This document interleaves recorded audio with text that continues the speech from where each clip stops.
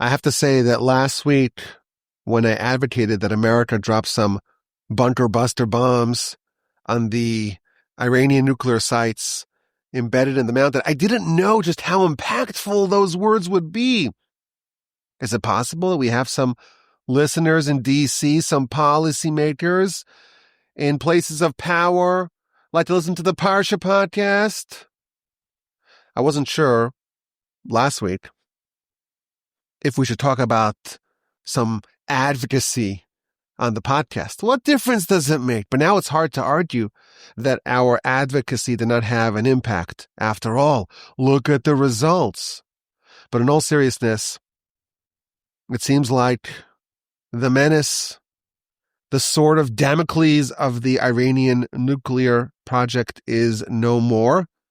For the past 20 years, we've been hearing about Iran being on the nuclear threshold, and that is no more. I know this morning we're speaking, of course, Tuesday evening, torchzoom.com, 8 p.m. Central.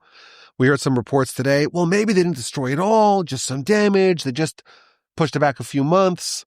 I'm not believing any of that. Please God, peace will reign in the Middle East and in the Holy Land.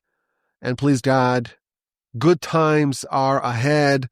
Please God, the hostages will finally be returned and all of the threats to our people and to our land are neutralized. Now I know, we all know, that the Iranian nuclear project was not only a threat to their neighbors and to Israel, but really to the whole world. This regime is not one that inspires confidence, the knowledge that they would have these terrible, awful weapons. And the regime has done all manner of harm to lots of places, including the United States. So some may say, well, this is America's strike because this is what America wanted to do. I think that's partially true, but I think it's important for us as Jews and as committed supporters of the Jewish state to thank the president and the administration for what they did. All the other administrations, all the other presidents didn't do it. And our people, we have a very long memory, and we appreciate for a very long time the good things done to us. Even today. What is it, 2025? How long ago did Alexander the Great march into Jerusalem? 2,500 years ago? And until today, we still have a very fond view of Alexander the Great. Why? He did conquer Judea, after all. We appreciate him because he did so peacefully, bloodlessly, and he didn't destroy Jewish life there. And after he did that, the sages instituted a rule for the next year following the Greek conquest of Judea. All boys are to be named Alexander. That's the sign of appreciation that was instituted. And even today, the name Alexander or Sender is still a common Jewish name. It's been, 2,500 years? We have a long memory. In the book of Ezra, we recount Cyrus the Great and his decision to allow the Jews to go back to the Holy Land.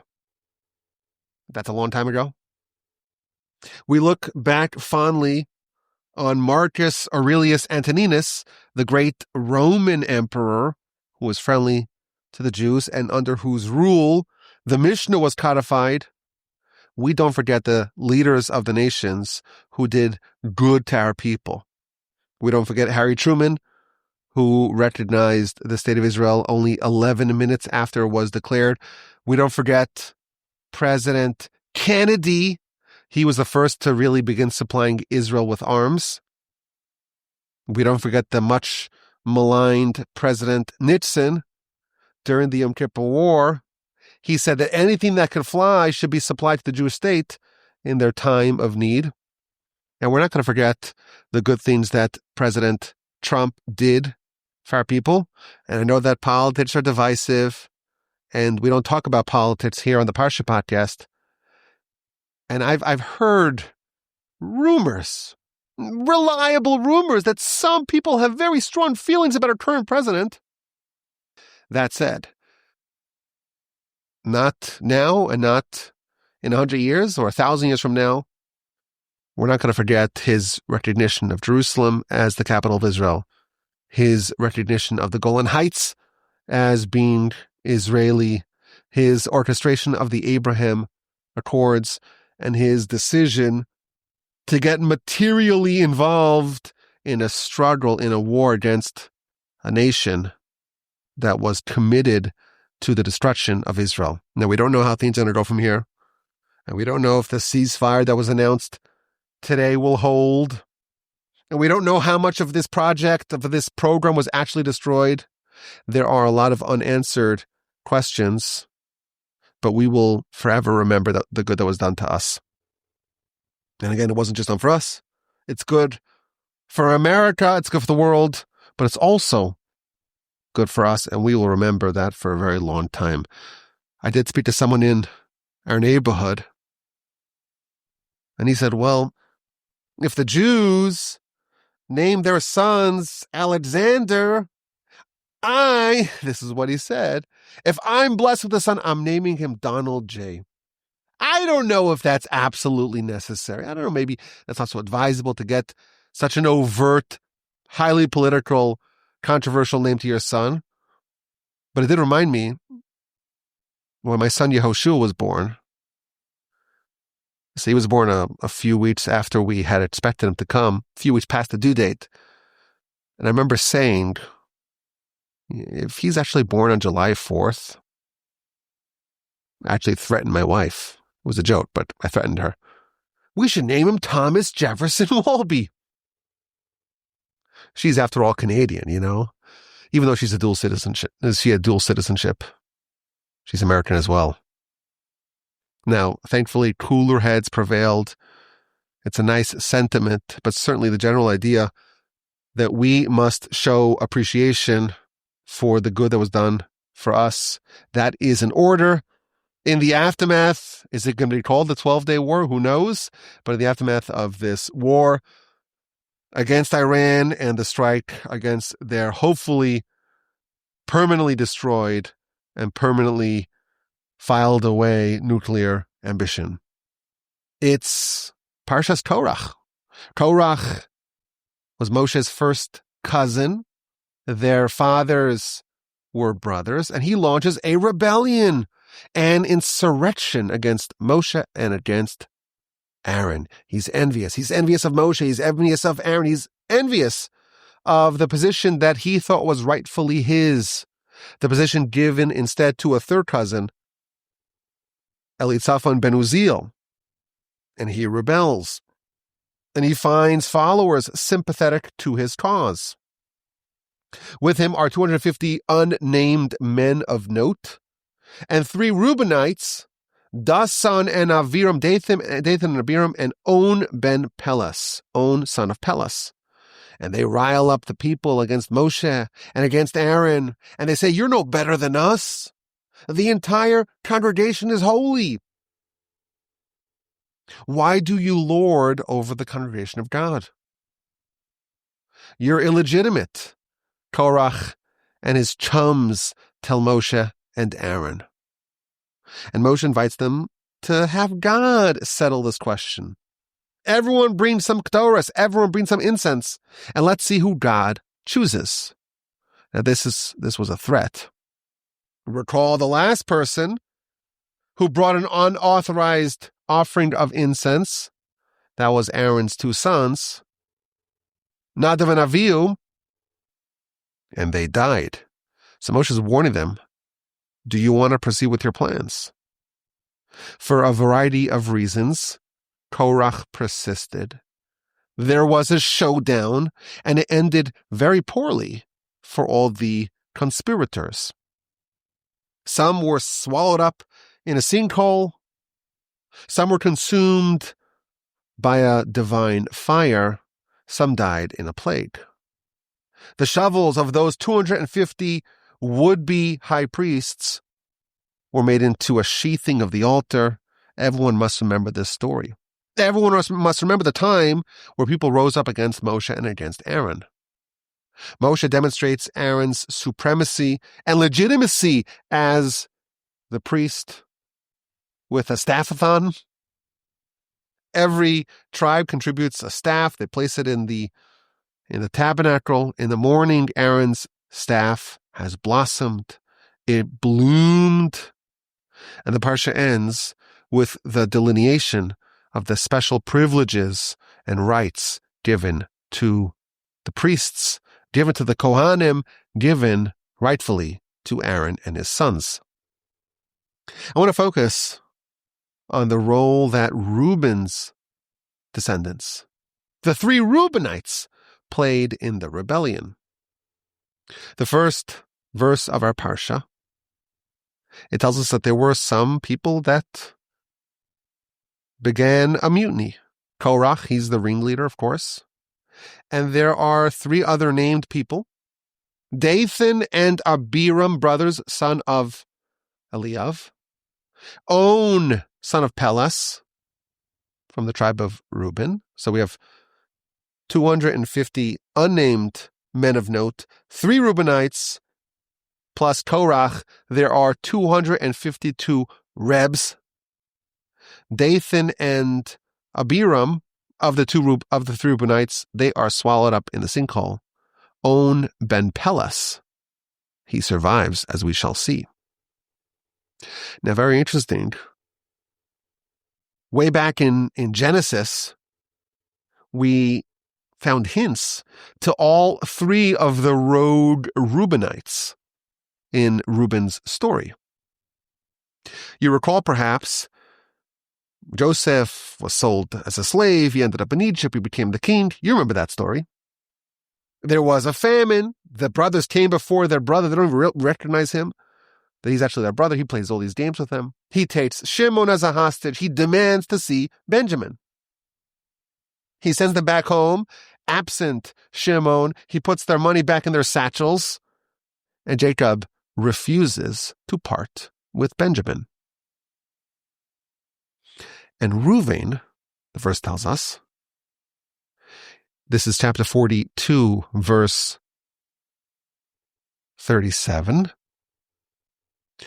Reuben says, I volunteer my 2 sons. Give me custodianship of Benjamin. And if he doesn't come back, you kill my 2 sons.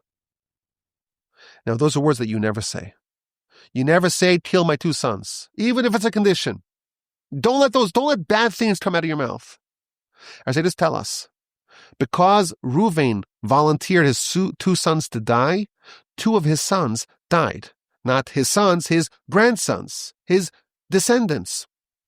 Dathan and Abiram, Dathan and Abiram, they died as a result of Reuben's inappropriate words to say, my 2 sons will die. And the commentaries observe, where he says, Es Shnei Banai, my 2 sons, the gematria of Es Shnei is Dathan and Abiram. It's the same gematria.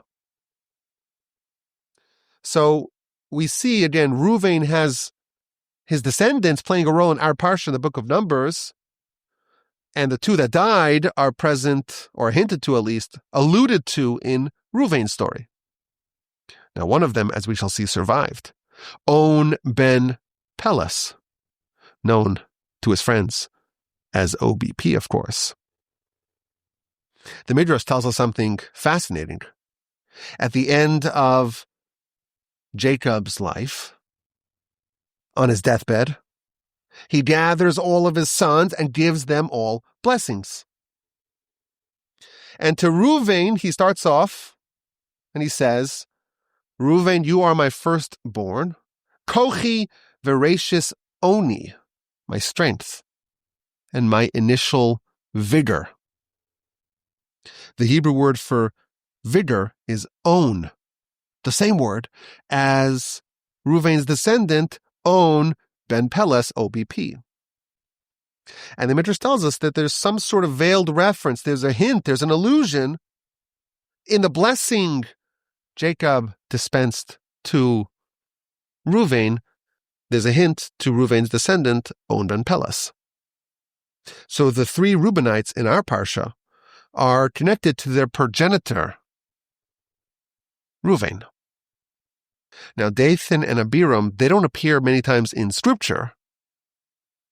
They primarily appear here, where they join the rebellion and Moshe reaches out to them. In verse 12 of our parsha, Moshe calls Dathan and Abiram, and they say, we're not going to come. You took us out of a land flowing with milk and honey. Egypt was flowing with milk and honey. And you're going to rule over us. You're going to lord over us. You're going to gouge out our eyes. And they defiantly remain in opposition to Moshe, and they're swallowed up, them and their families.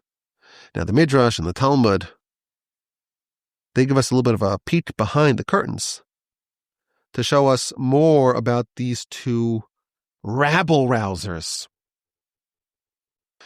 Basically, anytime you find anonymous malcontents in the story of the Exodus, our sages tell us that they're actually Dathan and Abiram. You recall, perhaps, Exodus chapter 2. Moshe, he's maturing, and the prince of Egypt goes out to inspect on the well-being of his brethren, and he sees an Egyptian man striking a Hebrew man. And he looks to the right, to the left. There's no one there. He kills the Egyptian and buries him in the sand. And then, on the next day, he sees two Israelites, fighting. And he tells the wicked one, why do you strike your fellow? Who are these two fighters? So Rashi tells us, Dathan and Abiram. Wicked one, why do you strike your fellow? They're both wicked. Now, they tell Pharaoh about Moshe's crime, so to speak, of killing the Egyptian of the previous day. They snitch on Moshe, and that ultimately forces Moshe to flee. That's all Dathan and Abiram. Moshe ends up in exile because of them. And they appear once more. Moshe, after the burning bush episode, he's sent down to Egypt, and his first attempt to earn the nation's freedom backfires. Instead of lightening their load, instead of freeing the nation, Pharaoh exacerbates their misery. He doesn't give them the ingredients for bricks, but the quota is maintained.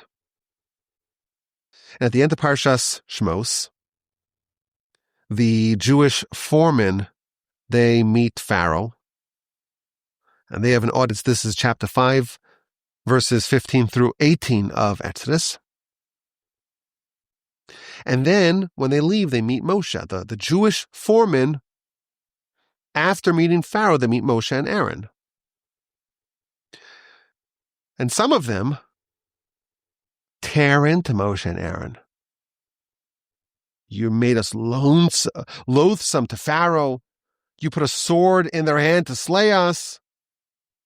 They start cursing Moshe and Aaron. Who's this? Dathan and Abiram. According to the Targum Yonasan, when the nation left Egypt,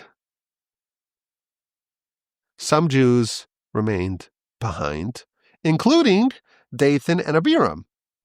And when Pharaoh, chapter 14, verse 3, when he's talking to or regarding the Israelites, and he's saying that they're confused and they're trapped, according to the Targum Yonasan, he's speaking to Dathan and Abiram. They're still there in Egypt with him.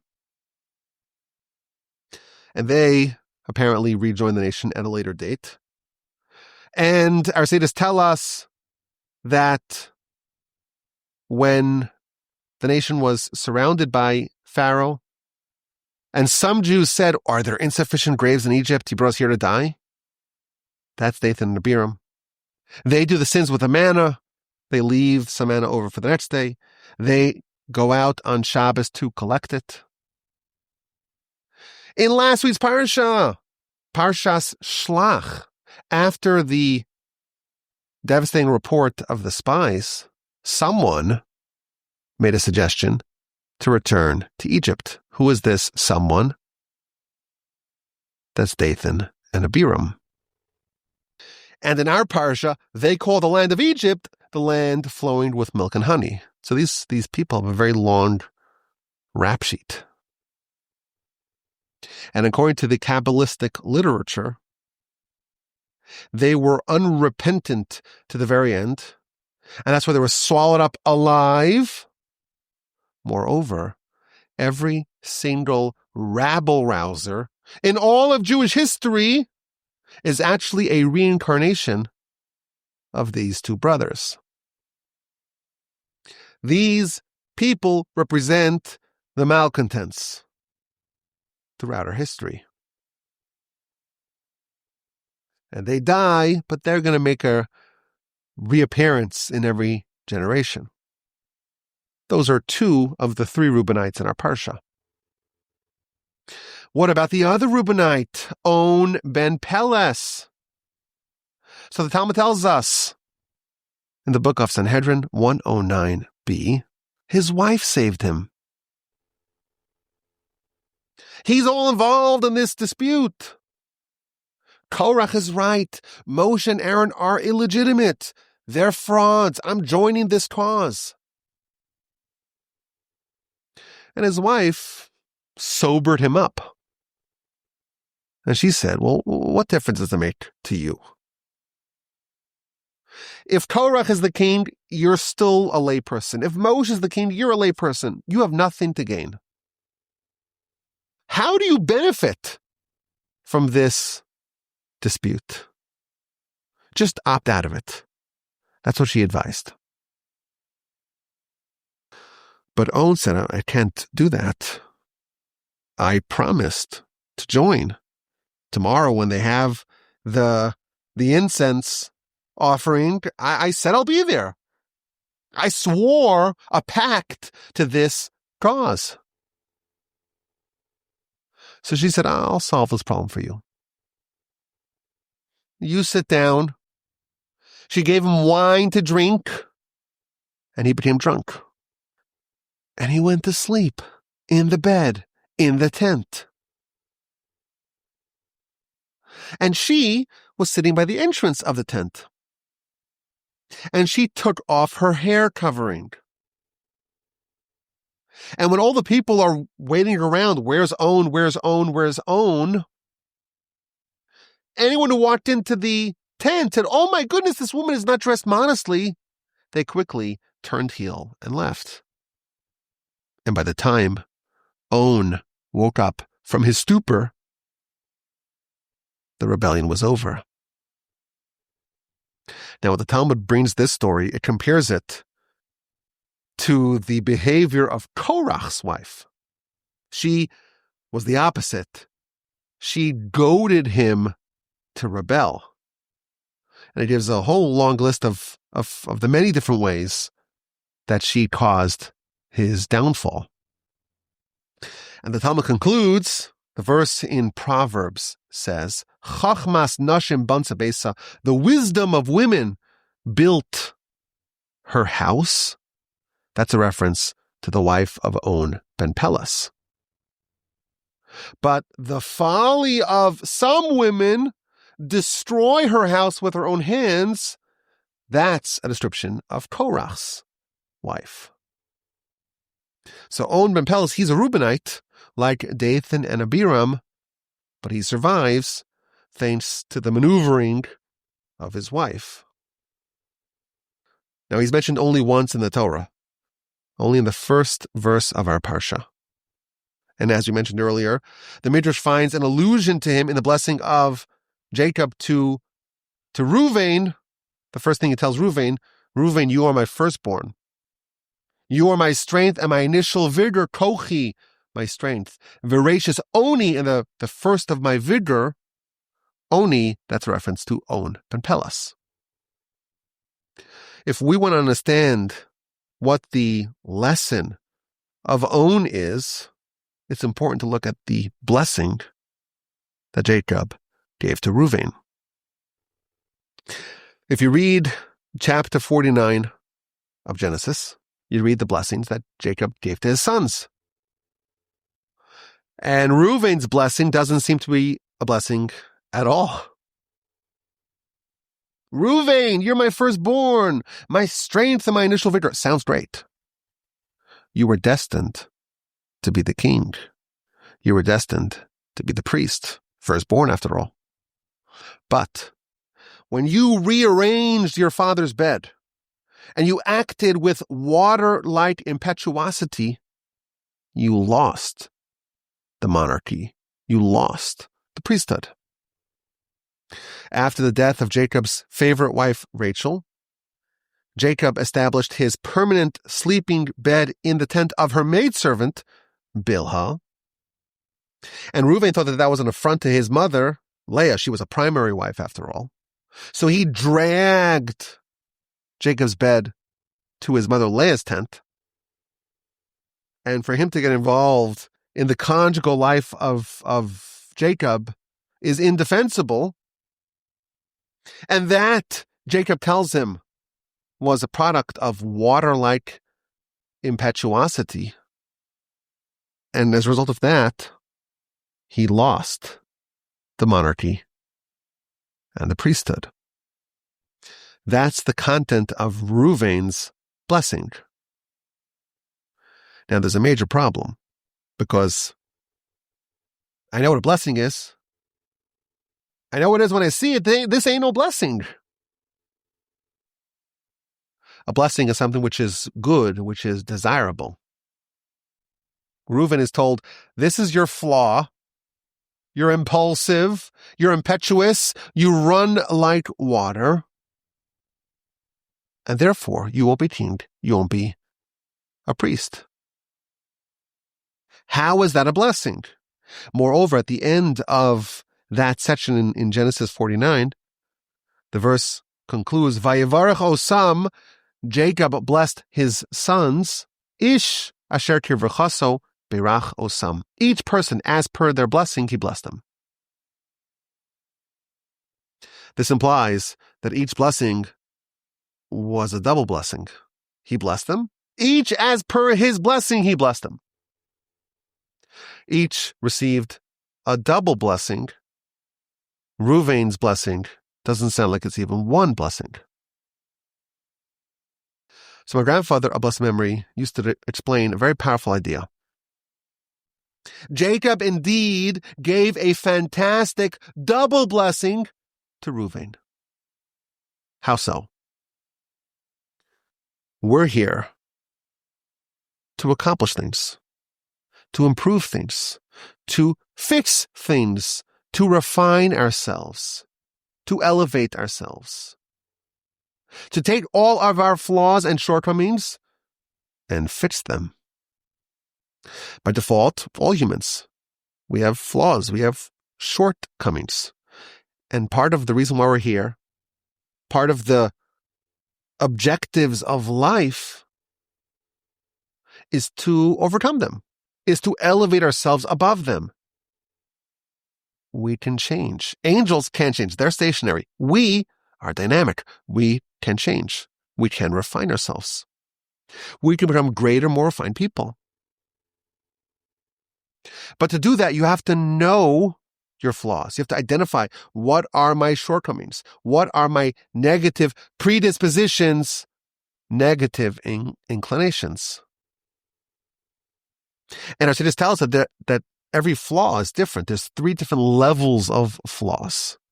Some flaws, you can fix them very easily. It's a bad habit, but you could kick it. A little bit of work.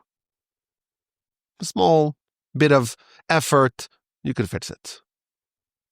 Level 2 are more entrenched flaws. You could fix it. It's theoretically fixable, but you got to work really, really hard. You have to be determined, and you have to be consistent, and you have to be maniacal about it. It could be done very hard. And then there's the third category of flaws. The third category are the flaws that are so hardwired, it's part of your essence, and it's completely and utterly unchangeable. It's who you are. It's wired into your essence. to uproot and to change and to fix a category 3 flaw is impossible. If someone is serious about trying to improve themselves and trying to rectify themselves, refine themselves, they must know their shortcomings. They must develop a catalog of all their flaws. And not only that, to know which ones are category 1 flaws, easy to fix, relatively. Category 2, hard to fix, but fixable. And what are the category 3 flaws that cannot be fixed and must be overcome via other means? Jacob gave 2 blessings to Reuben. The first blessing was the diagnosis of his category 3 flaw. Reuben, you are impulsive, impetuous like water. You are prone to act rashly without considering the ramifications, the consequences of your behavior. You're like water, doesn't stop, doesn't pause, just flows. Reuben acted in a manner similar to running water, without considering all the implications, all the different variables, all the consequences. That's the first blessing. Jacob is prophetically revealing to Reuben what is his unchangeable flaw, and that is that he flows like water. And then Reuben got a second blessing, the loss of the monarchy and the priesthood. If your impulsivity cannot be changed, you have to work around it. And Jacob designed Reuben's life to avoid situations, environments where his impetuosity would prove deadly. An impetuous king is a disaster waiting to happen. An impetuous priest could destroy all the service in the temple. So the second blessing is the blessing of the loss of the monarchy and the priesthood. After blessing 1, the diagnosis, blessing 2 is the losing of the monarchy and the priesthood, where Jacob withdrew him from atmospheres, from situations that were not suitable to someone with his character makeup. For Reuben, for water-like impetuous Reuben, it's a blessing to be a layman. That will ensure that he won't constantly be blundering into the unchangeable category 3 weakness of his water-like impetuosity. This is the character of Reuben. And 3 of them in our parsha, Dathan, Abiram, and On Ben Peles, exhibited the gene of Reuben. What did On's wife tell him? If Moshe is the king, you're not a person of note. If Korach's the king, you're also not a person of note. What do you have to gain from joining the rebellion? What difference does it make if Moshe's king, if Korach's king? Either way, you're just a commoner. Now, On, he found this logic persuasive. But I already pledged to join. It's okay. Drink some wine. I'll take off my hair covering. Indeed, it worked. But what was On thinking? To begin with, there's a logic gap in On's thinking. On's thinking is cloudy. If he had nothing to gain by joining the rebellion, as his wife astutely pointed out, what motivated him to join it in the first place? Now, the same question could be asked about Dathan and Abiram. They also had nothing to gain by joining the Korach rebellion. Why did these Reubenites rebel? What was in it for them? We know the answer. These 3 Reubenites manifested the flaw of Reuben. Just as Reuben acted before he thought through things, before he figured out all the consequences, He was impulsive, running like water. That flaw was bequeathed to his descendants. Dathan, Reubenite, Abiram, Reubenite, On Reubenite. They joined the rebellion with water-like impulsivity. They were not deliberative, calculated, circumspect. Let's weigh the decision carefully. Their thinking was cloudy. As descendants of Reuben, they rushed like water. They failed to think before acting. The Reuben gene was operating within them. But On had a wife, and his wife saved him. How did she save him? She saved him exactly how Jacob prescribed the workaround for Reuben. She didn't fix his impulsive nature. She found a way to sidestep it, to avoid it, a circuitous way to not have it cause damage. She channeled Jacob's second blessing by finding a way to work around it. His Reubenite tendencies are unchangeable, but that does not condemn him to die. Her behavior is a textbook fulfillment of Jacob's blessings. Did Reuben and his descendants fulfill the blessing of Jacob? Well, Dathan and Abiram did not. Their impulsivity led to their death. But On Ben Peles, thanks to his wife, he adhered to Jacob's blessings. He did so faithfully, and he survived. Now, it's interesting, our sages tell us that there's a second set of blessings given to these tribes. At the end of the Torah, Moshe blesses the tribes, the same tribes that Jacob blessed when they were just individuals. At the end of Genesis, those same tribes, Moshe blessed at the end of his life. And the Midrash says that there's a connection between Jacob's blessing and Moshe's blessing to every respective tribe. Where Jacob's blessing ended, Moshe's blessing began. What does Moshe say about Reuben? It's related, our sages tell us, to what Jacob said about Reuben. Moshe says, Yechi Reuven ve'al yamos. Let Reuven live and let him not die. We have 3 Reubenites that should have been aware of the blessing given to the tribe of Reuben. Some listened, some didn't. And Moshe is observing, let Reuven live. Learn from the example of On Ben Peles and live. And not die like Dathan and Abiram. Jacob's blessing was only partially fulfilled by the Reubenites. And Moshe is reinforcing Jacob's blessing, urging the tribe, you have this flaw, you have this characteristic, it's built in, it's unchangeable.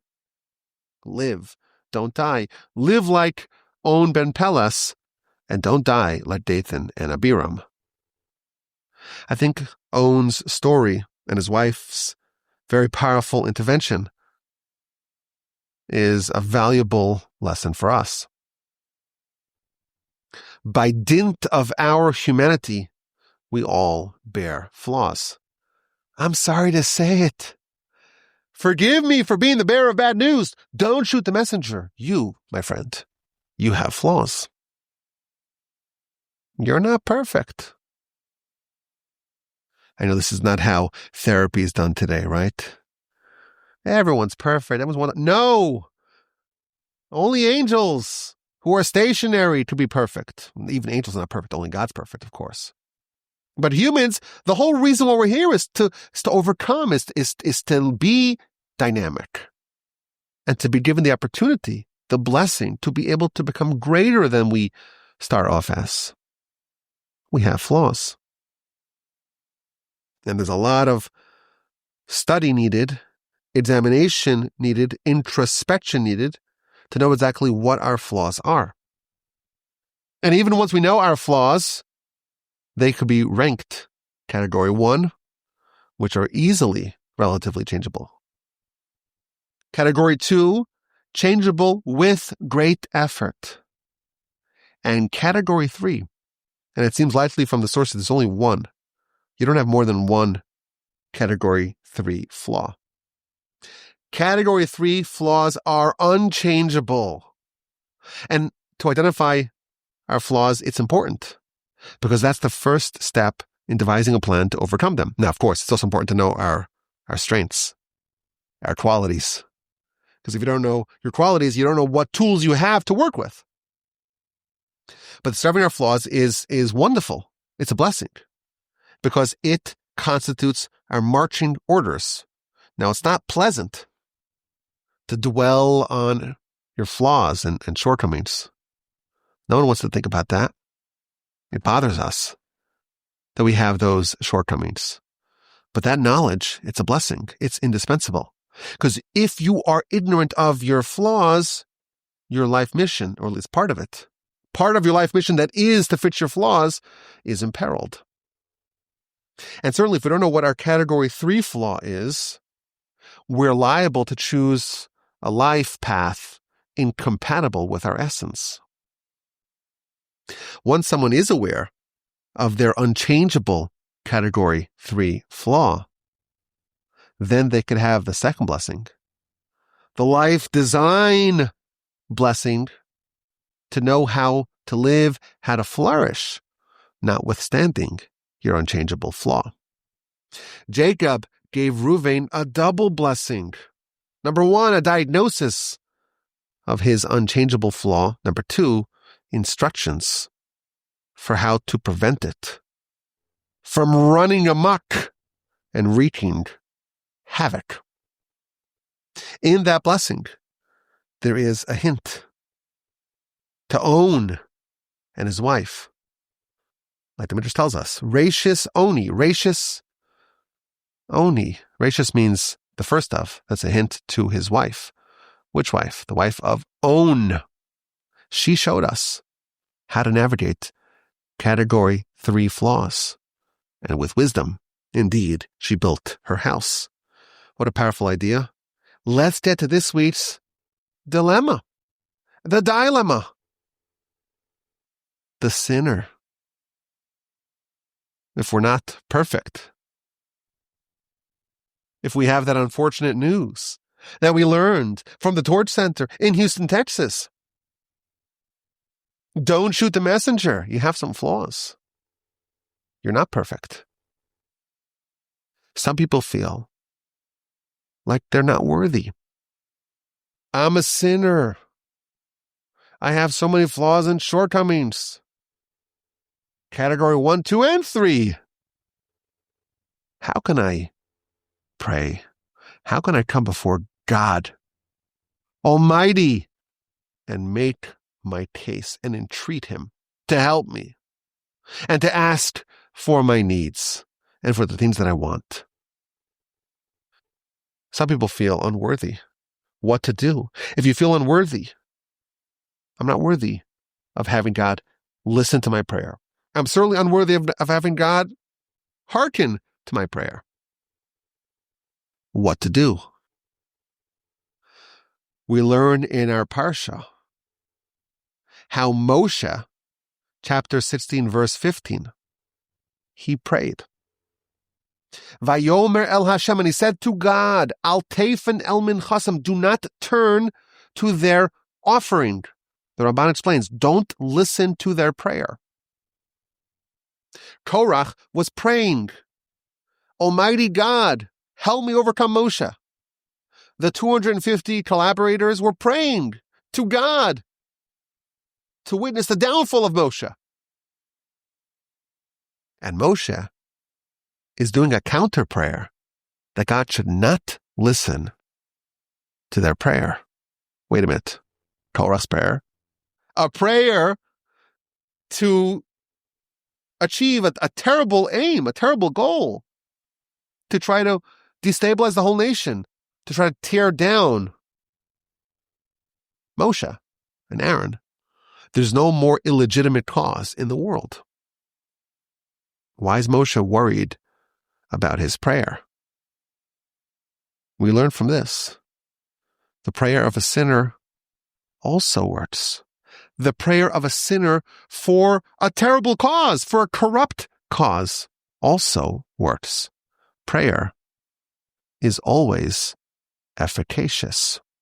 And that's why, absent Moshe's intervention, absent Moshe's counter prayer, Korach's prayer, to commit a mutiny, to commit an insurrection, would have actually landed. Scripture tells us God is close to all those who call out to him, provided that they do so with genuine sincerity. The Talmud talks about the prayer of a thief, of a burglar who's burrowing into someone else's house to burglarize them and maybe even kill them. There's an innocent homeowner, and there's a ruthless, brutal thief, burglar. And the Talmud said, even that prayer is heard by God. If a thief's prayer is heard, if a terrible, idolatrous king like Menashe's prayer is heard, if Korach's prayer would have been heard absent Moshe's counter prayer, our prayer, when we are sincere, when we are wholehearted, will also be heard. I appreciate your attention to this matter. I hope you have a wonderful day. I hope we all have a wonderful rest of our week. It should be, please God, the beginning of a golden age. You think about how much our people went through in the last year and a half. And again, we know nothing, and we're not going to prophesy. I always joke that I work for a non-profit organization. We don't know anything about prophets and prophecy. Unfortunately, sometimes we don't even know about prophet spelled the other way around, right? Truly non-profit. torchweb.org to remedy that. Links in the description. But we don't know where things are heading. But from what it seems to us, it seems like we're on the precipice of a golden age. Our people are on the precipice of a golden age. Again, a lot of people have made predictions that seem foolish in retrospect. We don't know anything. But if you look at what we can observe, how many different menaces, how many different existential threats seem to have been neutralized. We know that in every generation, someone's rising up against us to try to destroy us. And the Almighty saves us. It seems like the Almighty has been saving us from all these terrible villains. And we hope and pray, and now that we know that our prayer can land, even if we're not worthy, even if we feel unworthy, we hope and pray that indeed only goodness and only blessing and only success comes to our people and our land. And we should hear good news from the Holy Land and from our brethren. Everyone have a wonderful day, a fantastic and splendid week, a magnificent, terrific, meaningful, powerful, uplifting Shabbos upcoming. And please God, with the help of the Almighty, we'll talk again next week. And as always, my email address is rabbiwolbe@gmail.com.